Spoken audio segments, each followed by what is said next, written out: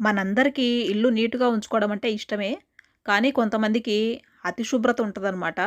వాళ్ళేంటంటే ఇంకా ఇంట్లో ప్రతీదీ పర్ఫెక్ట్‌గా ఉండాలనుకుంటారు.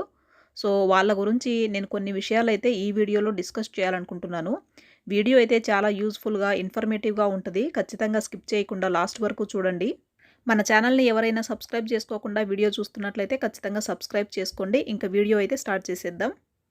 ఇల్లు క్లీన్‌గా ఉంచుకోవడం మంచి అలవాటే. ఇల్లు క్లీన్‌గా, ఆర్గనైజ్డ్‌గా ఉంటే చూడ్డానికి బాగుండడంతో పాటు మన మనసుకు కూడా హాయిగా, ప్రశాంతంగా ఉంటది.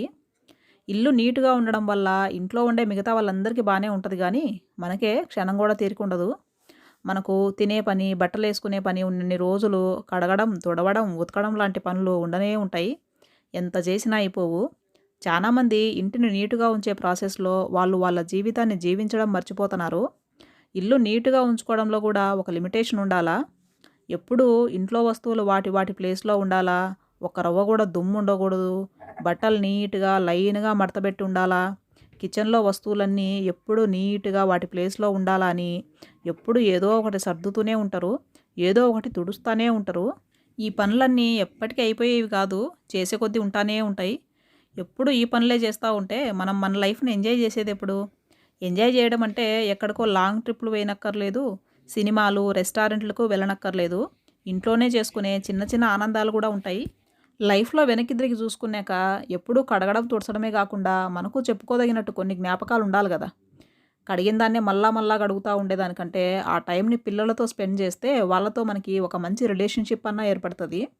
ఆ టైంని ఒక మంచి బుక్ చదవడానికి ఉపయోగిస్తే మనకు కొత్త విషయాలు తెలుస్తాయి. సరదాగా పాటలు వినడమో, టీవీ చూడడమో చేస్తే మనసుకు కొంచెం రిలాక్స్‌డ్‌గా ఉంటది. మీరు అపార్ట్మెంట్‌లో ఉన్నట్లయితే కిందికి వెళ్ళి నెయిబర్స్‌తో కనెక్ట్ అయ్యి మాట్లాడడం వల్ల గూడా మనసుకు కొంచెం రిలీఫ్‌గా ఉంటది.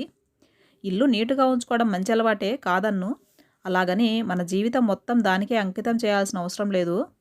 దానికి ఎంత టైం అవసరమో అంతే కేటాయించాలా. ఈ అతి శుభ్రత వల్ల కలిగే లాభాల కంటే జరిగే నష్టాలే ఎక్కువ. కొంతమంది ప్రతిరోజు ఇల్లు తుడుస్తారు. ఒక్కరోజు తుడవకపోయినా వాళ్ళు ప్రశాంతంగా ఉండలేరు. మీకు ఓపిక ఉంటే చేసుకోవచ్చు తప్పులేదు. కానీ ఆ అలవాటు ఎట్లా తయారైతదంటే హెల్త్ బాగాలేకపోయినా వాళ్ళు ఇల్లు తుడవకపోతే ప్రశాంతంగా ఉండలేరు.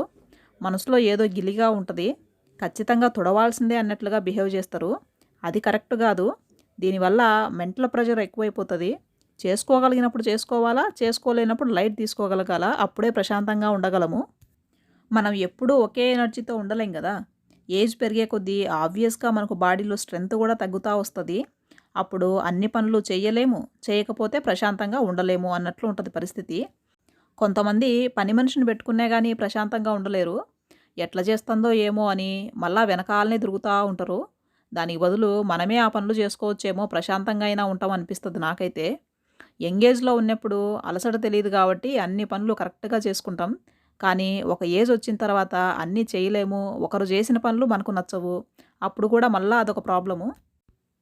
వాళ్ళు చెయ్యలేరు. ఎదుటి వ్యక్తి వాళ్ళకు నచ్చినట్లుగా చెయ్యాలి అని అనుకుంటారు. అది ఎప్పటికి అయ్యే పని గాదు. పరిస్థితులు ఎట్లున్నా సర్దుకుపోగలగాల. నీట్‌గా ఉంటే మంచిదే. నీట్‌గా లేకపోయినా పర్లేదు అని అడ్జస్ట్ అయిపోగలగాల. ఆ అలవాటును ఒక్కసారిగా స్ట్రెంత్ తగ్గిపోయినాక, చెయ్యలేని పరిస్థితి వచ్చినాక మార్చుకోవాలంటే మార్చుకోలేరు. మీకు గనక ఈ అతి శుభ్రత అలవాటు ఉన్నట్లయితే, అలవాటుని మెల్లగా ఇప్పటి నుంచే కొద్ది కొద్దిగా తగ్గించుకోవడానికి ట్రై చేయండి. అలాగని ఇంట్లో వస్తువులు ఎక్కడికక్కడ పడేసి, గందరగోళంగా ఉంచుకొని, మొబైల్ చూసుకుంటా ఉండమని నా ఉద్దేశ్యం గాదు. రోజూ తుడిచే ఇంటిని ఒక్కరోజు తుడవకుండా వదిలేయండి. పర్లేదు ఏమీ అవ్వదు. తుడవకపోయినా మీకు గిలిగా ఉండకుండా చూసుకోండి.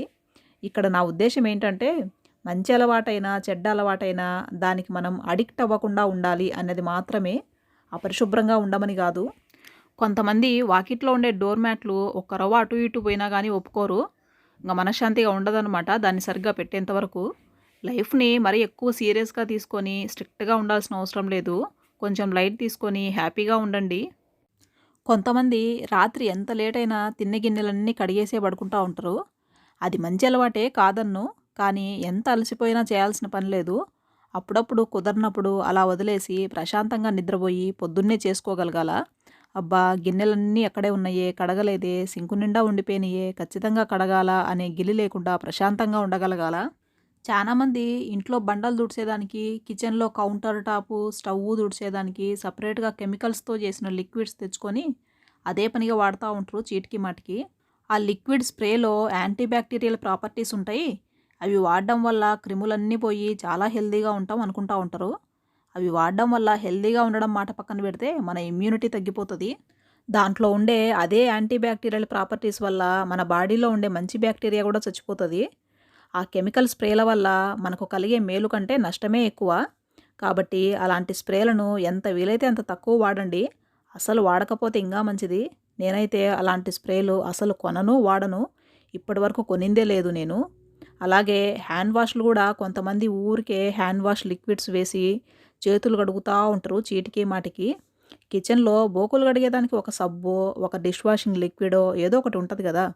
మళ్ళా అక్కడ కూడా సెపరేట్‌గా హ్యాండ్ వాష్‌కి ఒక లిక్విడ్ ఎందుకో నాకైతే అర్థం గాదు.